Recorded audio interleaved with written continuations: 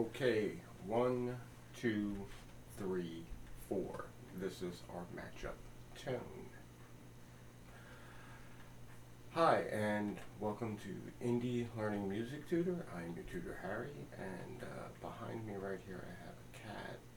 So we're just gonna have to go with this. Cat rules, you know.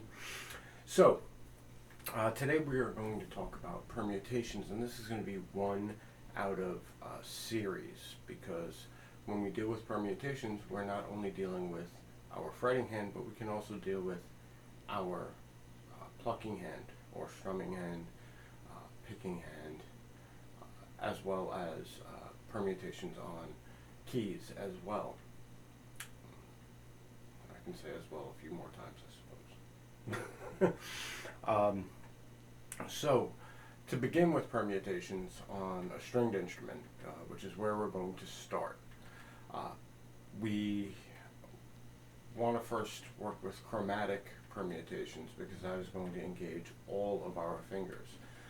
The reason why we work on permutations is to increase our finger independence, meaning that they operate instead of in a predictable unison manner.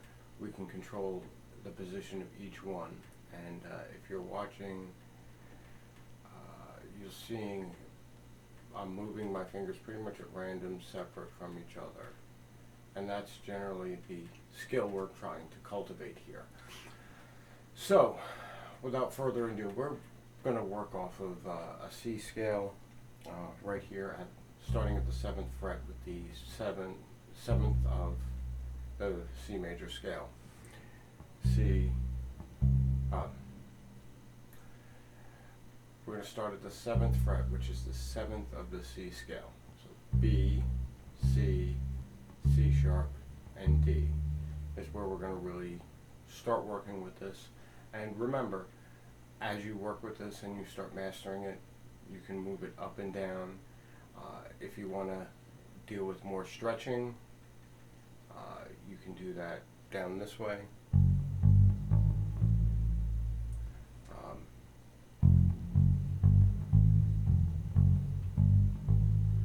That skill, when you get down to the lowest part of the register, requires some shifting, but for right now, just learning the skill and getting the finger independence down, we're going to work someplace that's a little more ergonomic to the fretting hand. So, what do I mean by permutations? Just changing the orders of the notes.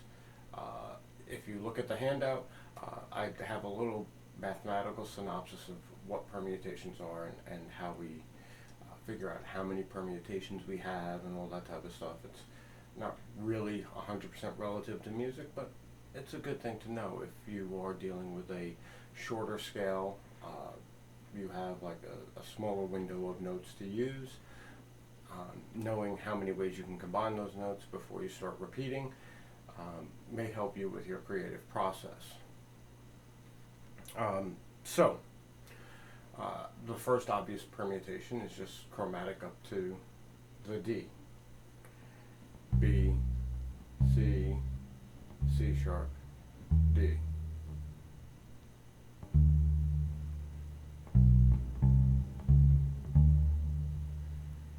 And let's make sure we can actually see what we're doing here.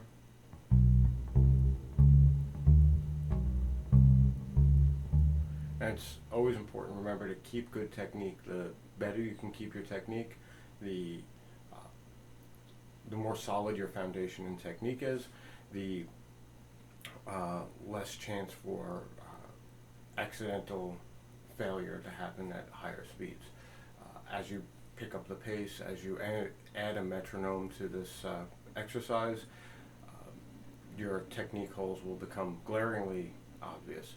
So starting with that firm thumb directly behind in the center of the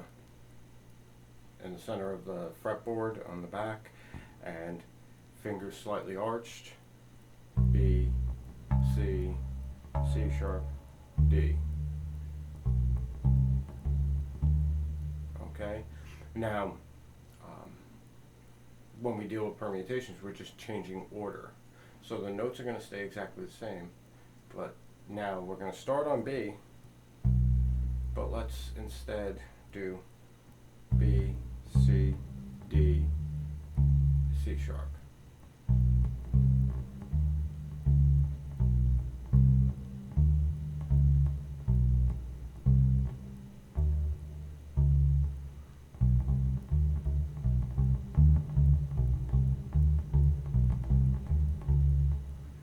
And then once we're comfortable with that, we're going to move on to another permutation.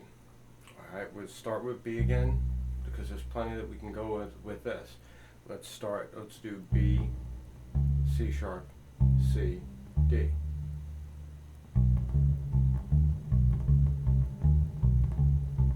Little Jaws action going on there. Anyway, and then we can always do B, C sharp, D, C.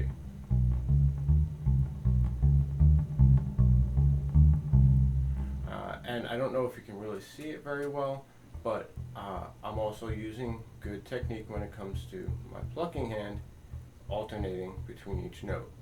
Because as we pick up speed, using one finger is just not going to cut it anymore.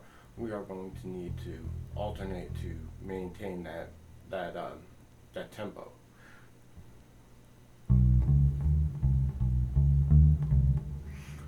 And then 1 to 4.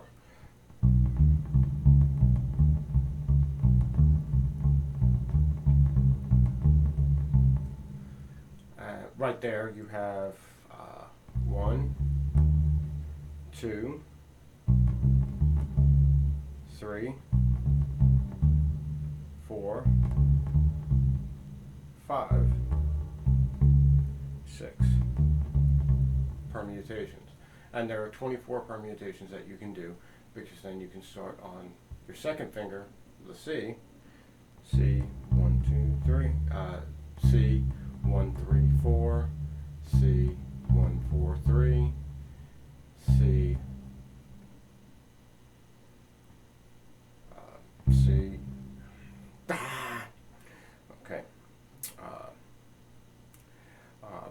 You can start on your second finger, and then you have another 6 permutations, starting with C, finger 2, we can go 1, 3, 4, start with finger 2, 1, 4, 3, starting with finger 2, 3, 1, 4, start with finger 2, 3, 4, 1,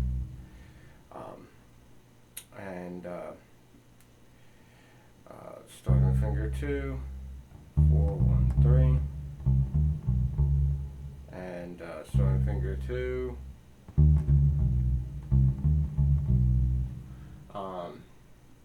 and so on and so forth with the third finger, with the fourth finger. This is not something you're going to do over a day and you'll be like, all right, I got it 100%. What you're really trying to do is you're trying to train your frontal cortex on how to do this without having to physically pay attention and think 1, 3, 4, 2, 1, 3, 4, 2. You want to be able to, without looking at it, without thinking about it, you're playing a groove and you're doing a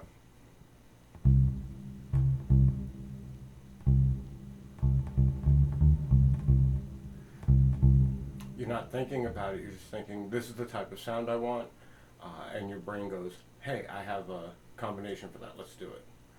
And that's the type of skill you're looking to cultivate when you're cultivating muscle memory. You're creating a pathway for your brain to just do the stuff automatically when you want it done. So that's chromatic permutations in a nutshell. The next video that we're going to do, we're going to do scalar permutations, which involve fewer fingers but a bigger piece of the fretboard. And then we'll start working on our plucking hand permutations.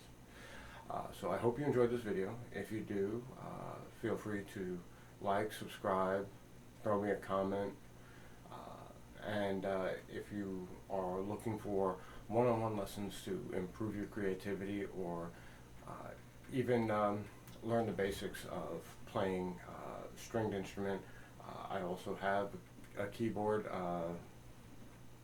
It's a MIDI player, so since I don't have a PA system, I can't really play it without recording. But I also have access to that, and I have this wonderful cajon in the background that I'm also open to teaching rhythm and groove development and the basics at ilmt.com. Thank you for watching, and